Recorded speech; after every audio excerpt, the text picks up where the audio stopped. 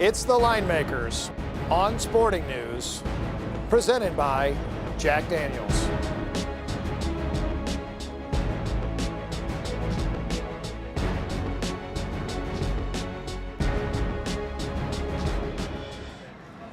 Hi, folks. Brian Blessing, Rick Herron. We're here at the South Point Casino. Go ahead, partner.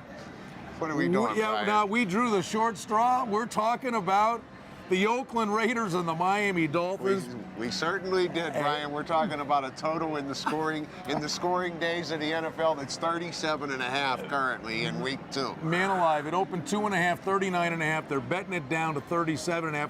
One of the lowest totals you'll ever see for a regular season game. And obviously, if you looked at the two teams last week, the Dolphins put up 10 and didn't score an offensive touchdown. Their touchdown was on a punt, 72-yard punt return. The Raiders can't snap the ball to the punter. Let's talk about the travel deal. And that is never an easy deal. The West Coast team going east, basically on their time clock. They're playing a 10 in the morning football game. We've seen teams grope at that over history.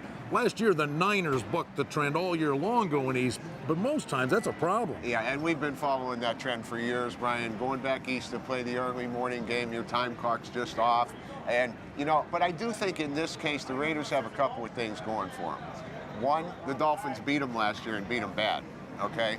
Two, this is a game that's super important for the Raiders because if they open 0-2, next week they get Pittsburgh. The week after that, they get Denver. They could be 0-4 if they lose to the Dolphins. Let's talk about the Raiders' offense. Listen, it's kind of a punchline, say McFadden's a China doll because he always gets hurt. Well, it's not his fault if they give him the ball 55 times a game. My God, they're going to get this guy killed. Well, and the other thing against the Chargers the other night is, there was no Denarius Moore. There was no Jacoby Ford for Carson Palmer. Those are his deep threats. They kept dumping the ball off to Darren McFadden. And you're right. You give him the ball. He hasn't made it through a season yet in his career, healthy through 16 games. So. The sad truth is, Hagan, who they picked up on waivers on Thursday, looked more accomplished than Hayward Bay did the entire game. Yeah, and on the other side of the ball, Brian, we're looking at, Ryan Tannehill looked okay. He doesn't have any weapons. Brian Hartline's their leading receiver last week. And that's not a knock against Brian Hartline, but he's not a number one in the NFL. Well, speaking of knocks,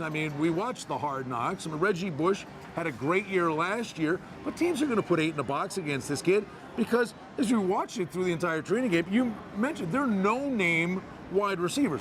And Kenny White's the first to tell you, he thinks wide receivers are a dime a dozen. They're fast, can catch, can play.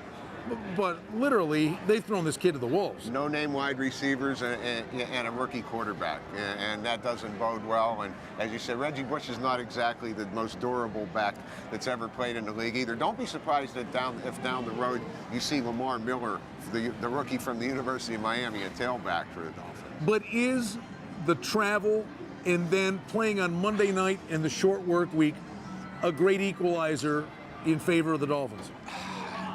Ordinarily, I would say it is, Brian, but I'm on record from the preseason saying I think the Dolphins might be the worst team in the league. It's a big game for the Raiders, like we said, getting Pittsburgh and Denver the next 2 weeks. And laying less than a field goal, I'm going to favor the Raiders and buck the trend of flying back east. I was just stirring the pot, trying to make a case for the Dolphins, but I couldn't win them over. We've got you covered. It's the Line Makers on SportingNews.com.